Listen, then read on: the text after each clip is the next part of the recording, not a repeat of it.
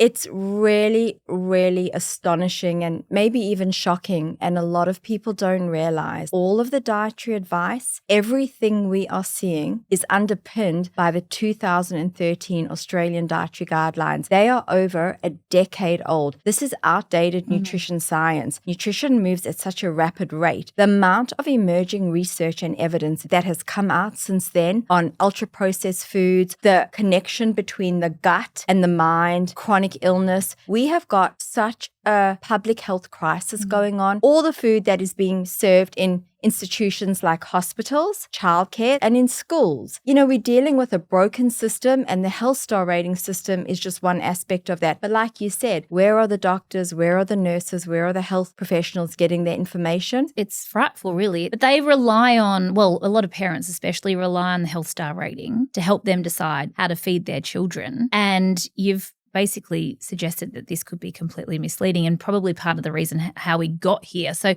not only is the education not there, but we're relying on a system that is outdated.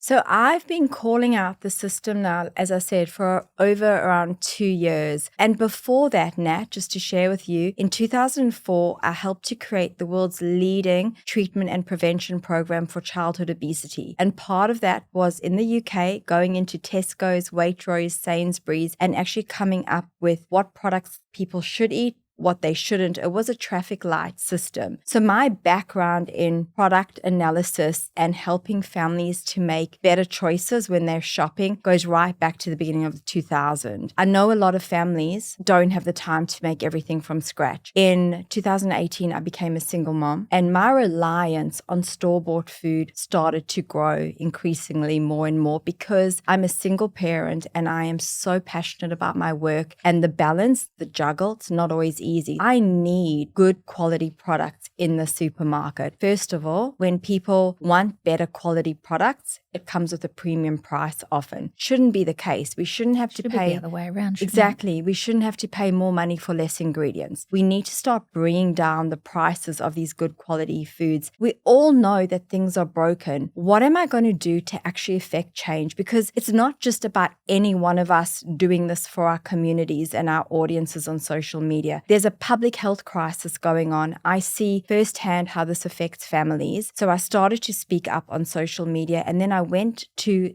certain organizations and the door was slammed in my face, to the point where there were even people who loved what I was doing, but they were too scared to let their colleagues know that they were supporting me, or they didn't want the brands who they may be working for to know that they were backing me. What I'm seeing from my perspective, it's almost like 30 years ago, the government going and putting a 5-star health rating on a pack of cigarettes. We would never accept that. How are we as a society allowing our government to endorse these ultra-processed foods that are linked to cardiovascular risk? They're linked to anxiety, depression, a 25% increase in ADHD-like symptoms, and get this, premature death as well. Oh my heavens. Besides cancer, type 2 diabetes, metabolic disease, who do you know that does not have some kind of chronic illness, some kind of gut issue? Children are being diagnosed with ADHD, spectrum disorders. More people are dying of issues linked to what they are eating than to anything else. We're all in this together. We actually need a unified voice. We can't all be doing this in silos and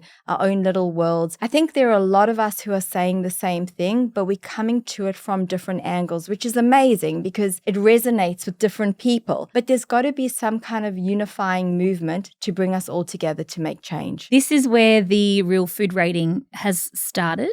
Correct. The Health Star rating is based on an algorithm that just takes macronutrients into account: protein, fiber, fat, sodium. It's not looking at where the food comes from. It's not taking into consideration the additive load. I've spent years working on another kind of algorithm, looking at how we could start to assess foods in a very holistic manner. You got to look at the full picture. We can't just negate traditional science, nutrition science. Protein, sugar, sodium, it is important, but so is processing, so are additives. I felt like a nutty professor, came up with this new algorithm. And for me, I see all of these different diets out there with different names. I've never promoted any diet, never been keto, paleo, vegetarian, flexitarian. To me, it's just all names. What I've always been about is eating food as close to nature as possible. And that to me is called real food. And so I came up with this concept of the real food rating, because what we're looking at when we look at food is how close to real food is it? And that's where the real food rating began. You mentioned the petition before. Tell me more about that. That's just a week and 1 day. So 8 days ago, I decided to launch a petition. And Nat, I have to be honest with you, I was really nervous. I was getting more and more messages and DMs from parents saying, yeah, we can't,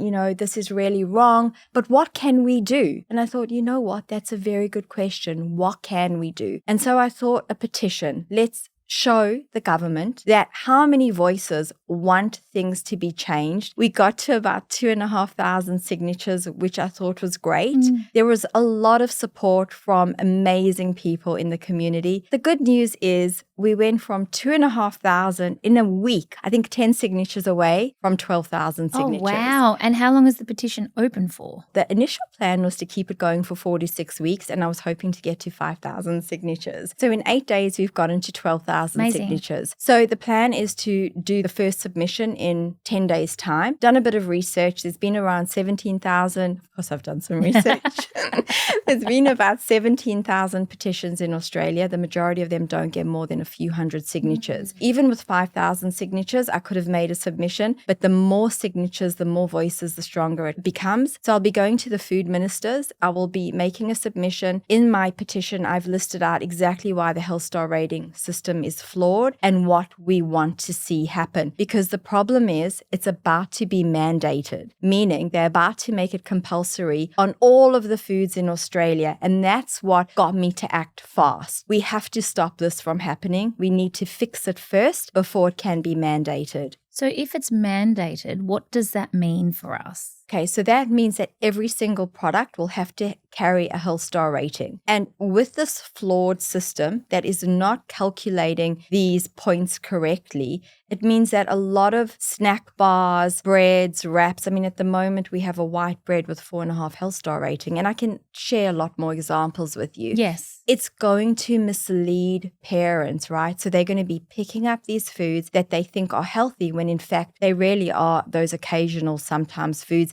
Some of them even should just be in the confectionery aisle. But the other concern that I have, and maybe is even more pressing, is clean label brands. In order to get higher health star ratings on the current algorithm, they will have to reformulate. And I've seen this with some brands that I love. They have to start putting in the isolated proteins like soy isolates. They're going to have to start putting in synthetic fibers to boost their fiber ratings, because some of these ultra processed foods are scoring higher than these clean, real food products. I'm all about protecting the good guys. If you're a brand and you're formulating with integrity, I want to celebrate you. I want to applaud you, because we need more brands to be formulating clean label. But if they are getting penalized for doing so, then if you're coming up with an amazing idea, a muesli bar range or a cookie range or whatever it may be, straight away you're going to have to think, but if I use these ingredients, I'm going to get a low health rating and I'm going to have to use all these synthetic isolated fibers and add in the additives, and we don't want that to happen. And it's often the smaller brands that are going to be creating or that have created these products that you're talking about. Exactly. Because a lot of those brands have the integrity behind them. That's right. I'm working with a lot of them. So one thing, as part of the Real Food rating, I have created the Real Food certification pathway, and I've got very strict criteria. And so if a brand qualifies, they can become Real Food certified. And the brands that I'm working with and speaking to, they are some of the most lovely people with such beautiful,